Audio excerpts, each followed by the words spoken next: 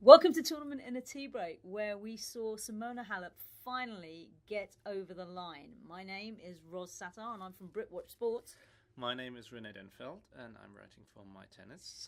And it has been the perfect day if you're Romanian, if you're fans of a Romanian, or if you just generally have a beating heart. What say you, German René of no heart? That's so rude because I don't have a perfect heart, and I think it was a good day. So that's funny. I think the way everything panned out is obviously fantastic for Simona Halep, but also in the grand scheme of things, I think it's good for the tour. It's good for her to get over the line. Of course, it felt like the right time, I think, before that, and it feels like that now. It was also a day that highlighted how great a tournament Sloane Stephens had played and how gracious she was afterwards, how much she just embraced the moment once again, but then got beaten by a better player at the end, and that didn't happen in the previous rounds. Today it did, but all things considered, Sloane Stephens started extremely well for the first set and two games, and then it all unraveled. And then Halep started stepping up, and something clicked. I felt it was a little bit like in the Kerber match, where she started understanding throughout the encounter, like, what works for me and what doesn't work for me. And in the first set, she didn't play badly, but Stephens was just so solid that there was no getting past her.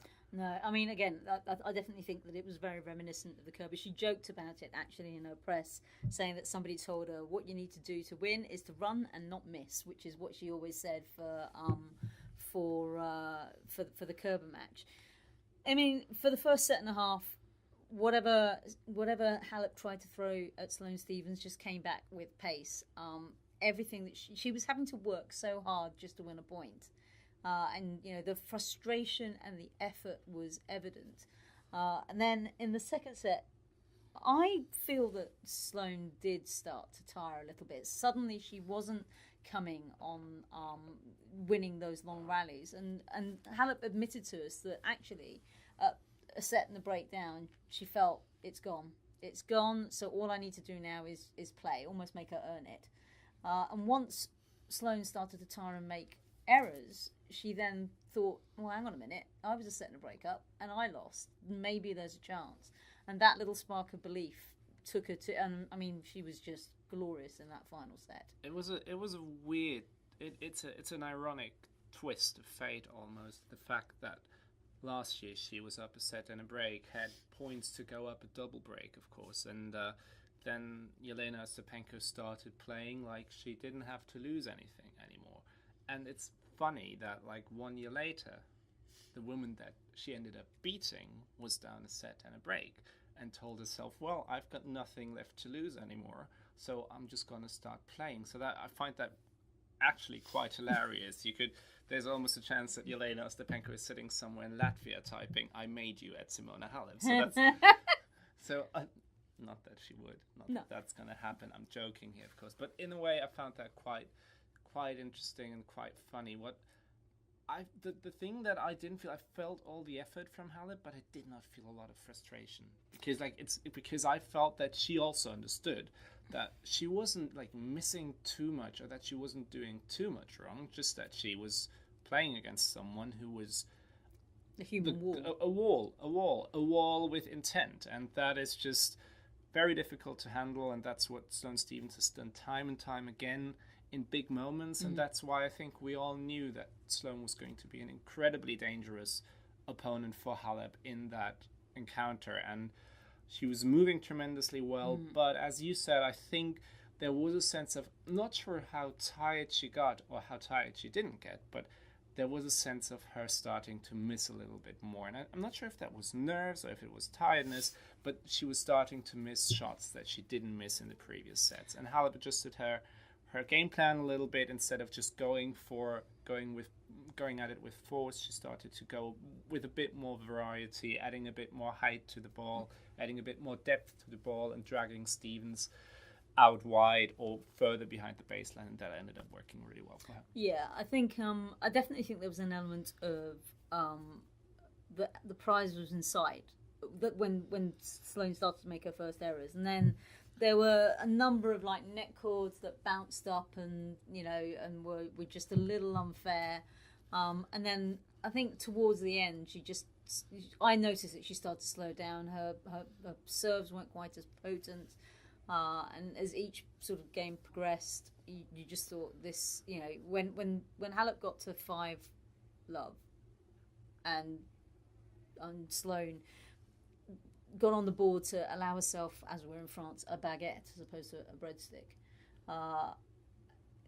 She admitted, okay, well, she's got one, she's got to get another 4 before we're in trouble. But I think for once it was never going to happen. I'm really glad it did happen for her. I know that we've been talking about it a lot over the week, but it just feels right. And ironically now, our only one remaining slamless number 1 in the current active players, and we won't count Jankovic because, well, I don't think anybody that's at number whatever it is in the world can sort of still be active with all the injuries that she's had. But Karolina Pliskova now is our slamless number 1. We'll see. We'll see. We'll see if things pan out her way. I mean, they haven't in Wimbledon over the past couple of years. And you think that would you think that'd be a surface that suits her as well? Yeah, and no, she doesn't have time on grass, which is why I'm always thinking it's a double-edged sword for her. It can go really well when she's timing the ball well, but it can also go haywire really quickly for her. But as for Halep, I had very good, like, I personally had a very good feeling for her in the sense of that I had once she managed to wrap up the second set, I felt throughout the second half of the second set, you got the feeling that she understood what she had to do and how she was going to win points. I felt like something had clicked within her, and as soon as she got the first break in the third set, to me it was game over, and I was admiring how well she was playing, especially after being down a set and a break, and how well she had managed to fight past that. And in my opinion, it's a great winner for the tour. It's a great winner in terms of the arc that she's had over the past 12 months.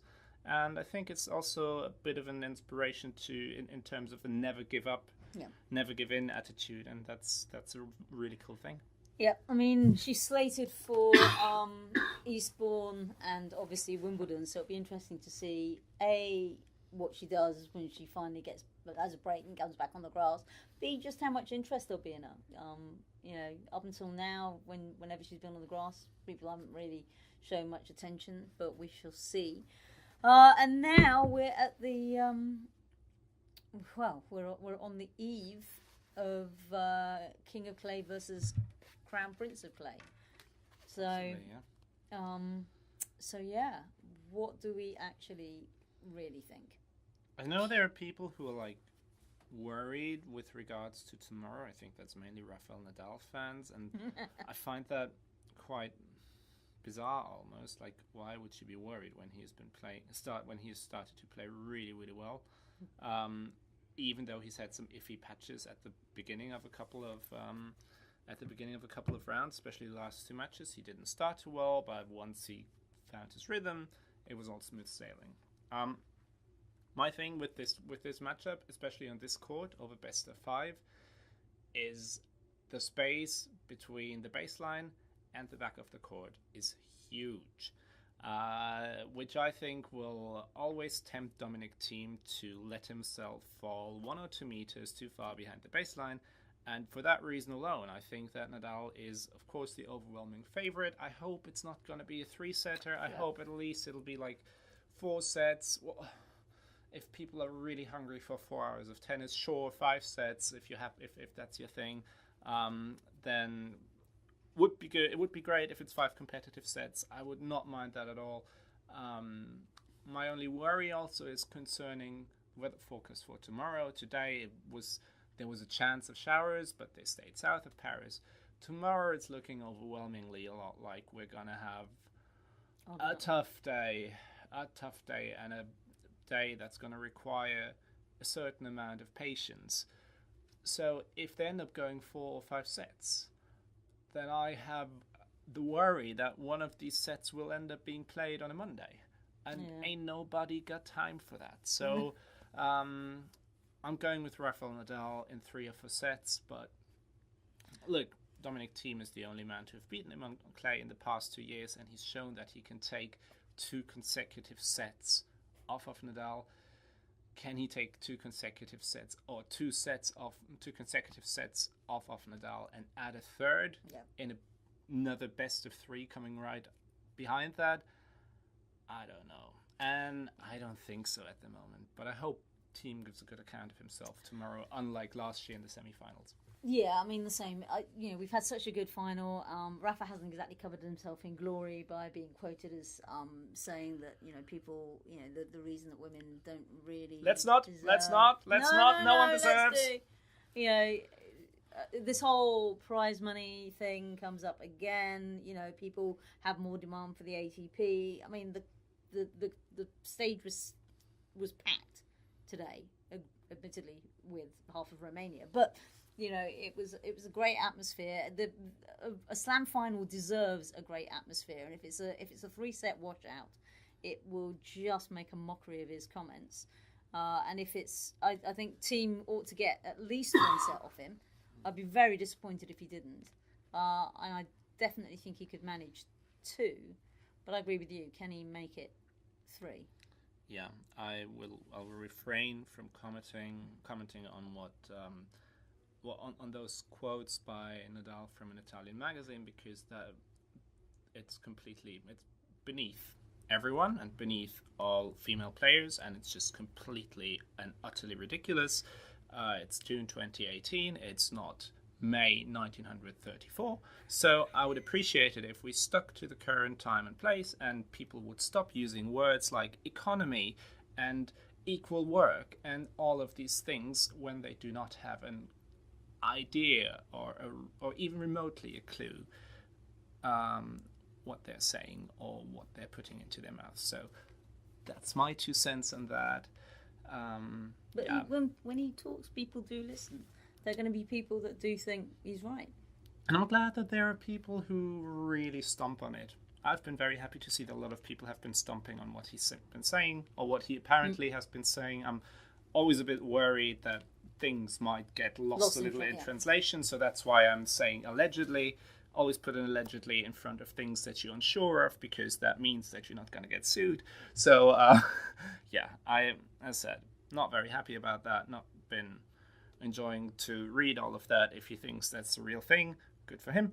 I don't know. Curious to see if someone's going to bother to bring that up tomorrow in press after he potentially wins his 11th Grand Slam here in Paris. His 11th French Open, pardon me. Yeah. I mean, they're going to have to change that lovely, great big picture on the steps, aren't they? Well, they're going to tear the whole thing down anyways. Oh, well, that's true. So we have to worry about that. But yes, we will be back for one last tournament in the TeaBreak. One last hurrah. and then you won't have to hear from any of us until at least Wimbledon, aren't you lucky? Oh, well, I lie, actually. You'll be hearing from me and Jake in Eastbourne and Birmingham, but we thought we'd just give you a glimmer of hope.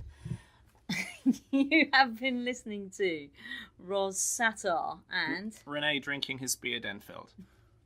Thank you for listening. Au revoir.